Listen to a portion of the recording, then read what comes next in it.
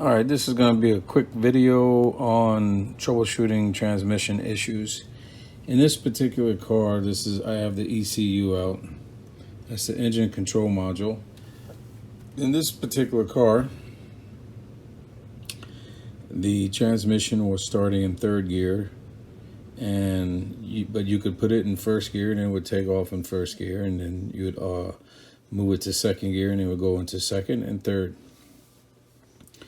Sometimes it would work by itself.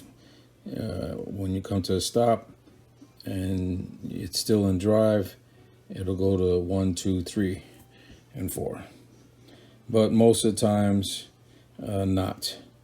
So there are a lot of things that could be wrong in the transmission, like the solenoids, because it's my idea that if you can put it in gear and it has the gear, then it has to be something with electrical or the solenoids.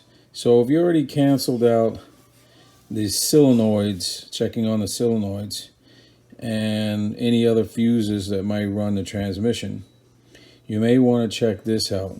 Take off the cover, take out the ECM, take off the cover, and see if you have any of these ohms burnt out. And if you can see, I have one burnt out right here. You see how it's a little black there? Let me see if I can put this down. Let me get something to point at. Okay, so it's right there. That melted right there. Kind of like melted this. Now, I'm not an electrician or anything like of that sort, so I wouldn't even dare to replace that ohm resistor and try to start it back. That's just me, because it just looks like you may have toasted something else. Maybe, maybe not.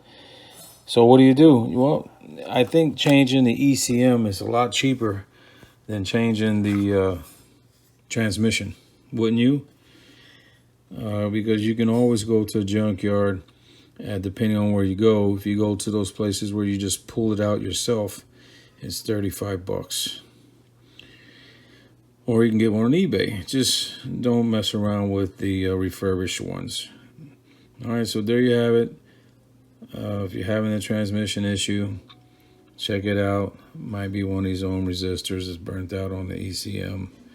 And that's it. I wish you guys the best of luck.